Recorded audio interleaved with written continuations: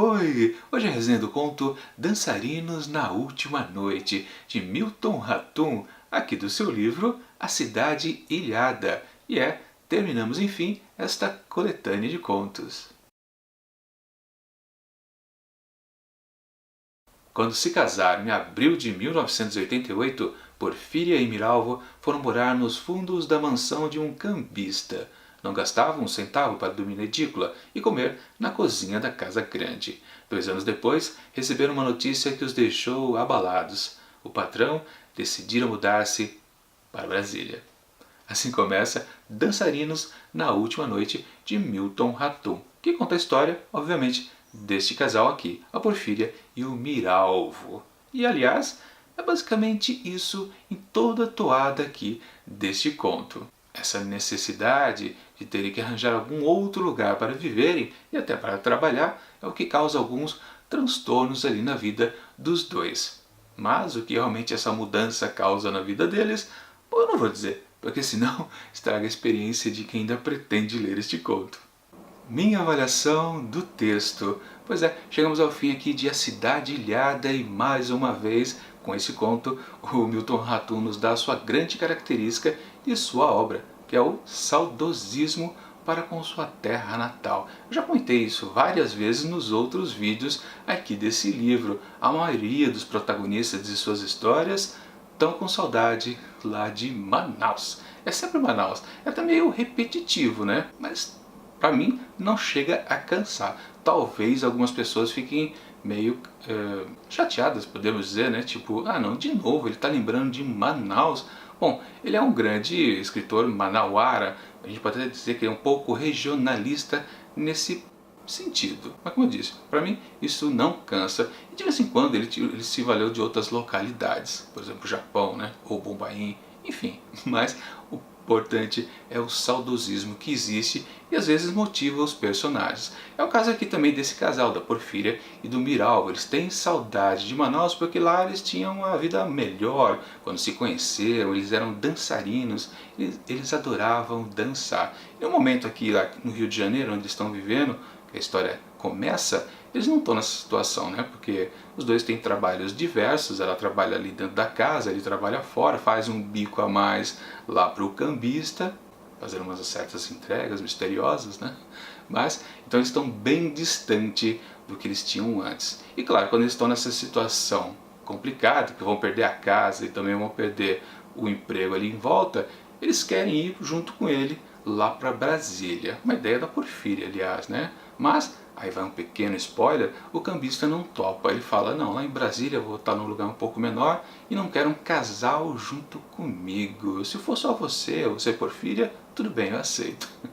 Eu não vou dizer qual foi a resposta dela, mas isso implica que a história pode ser mais dinâmica a partir daí, mas não é muito o que acontece não. Porque na verdade há uma certa teimosia da parte da Porfíria, que a gente pode dizer que é mais protagonista aqui dessa história do que o Miralvo.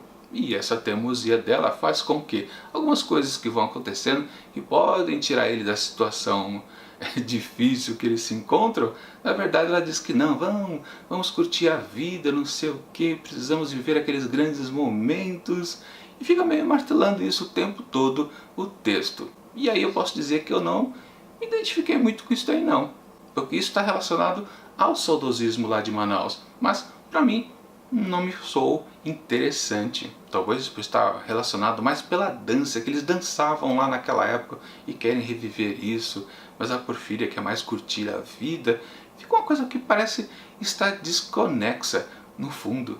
Quando o saudosismo que o Ratum lhe oferece através de seus personagens é mais relacionado com um saudosismo de infância, parece que é mais interessante. Porque por ser de infância, você não tem uma exatidão do que é que gera a saudade. É quase uma sensação bem geral. Então, quando ele transmite isso pelo texto, o que a gente faz? A gente tem que imaginar o que está acontecendo na cabeça do protagonista para gerar esta saudade. Mas, quando é uma coisa que já é do personagem adulto, quando eles se conheceram, Porfíria e Miralvo, eles já eram adultos. E é bem definido que a saudade está bem relacionado ao ato de dançar dos dois. Eles se divertiam bastante. Então a gente não tem o que, eu, né, não tenho o que imaginar em cima disso. O saudosismo é exatamente isso. a dança que eles tinham antigamente. Então fica uma coisa meio vazio, a gente consegue completar, ou eu não consigo completar em cima ali do que eles tiveram antes. É isso, né? O saudosismo ele fica mais interessante quando a gente começa a fantasiar em cima daquilo que a gente viveu. A gente fica com aquela impressão, fomos felizes numa certa época. O que era mesmo que fazia a gente ser feliz? Aí a gente vai preenchendo algumas lacunas, a memória vai falhando, né? E só fica aquela sensação, éramos felizes, por quê? Vamos completando. Nesse completar, cada leitor completa do jeito que quiser. Aqui, como é exato, aí não funciona. O saudosismo. O texto até que é razoável, embora pareça também que ele é meio de fazer um relato do que está acontecendo o tempo todo. Falta muito lirismo aqui nesse texto. E se tratando de ser o último texto de uma coletânea de contos, podemos dizer que ele não termina em grande estilo.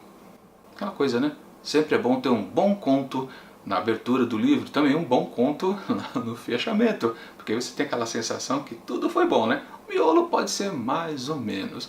Aliás, falando em mais ou menos, é uma coisa que eu vou falar bastante semana que vem, quando sair a resenha aqui deste livro, A Cidade Ilhada. Porque assim, né? Tivemos altos e baixos, bastante, aqui nessa obra do Milton Ratum. Mas enfim, para Dançarinos na Última Noite, de Milton Ratum, eu atribuo apenas 3,5 asteriscos. Bom, é isso. Semana que vem, na sexta-feira, a gente começa mais um livro aqui no projeto Contos do Meio-Dia, que será Risíveis Amores, de Milan Kundera. São 7 contos aqui contidos para as próximas 7 semanas. Mas antes disso, já tem resenha de USA Noir, com mais um conto sombrio dessas histórias policiais. Claro, tudo isso aqui no nosso projeto Contos do Meio-Dia. E enquanto esses vídeos não chegam, confira aqui do lado dicas de outras resenhas também aqui do projeto. E até mais!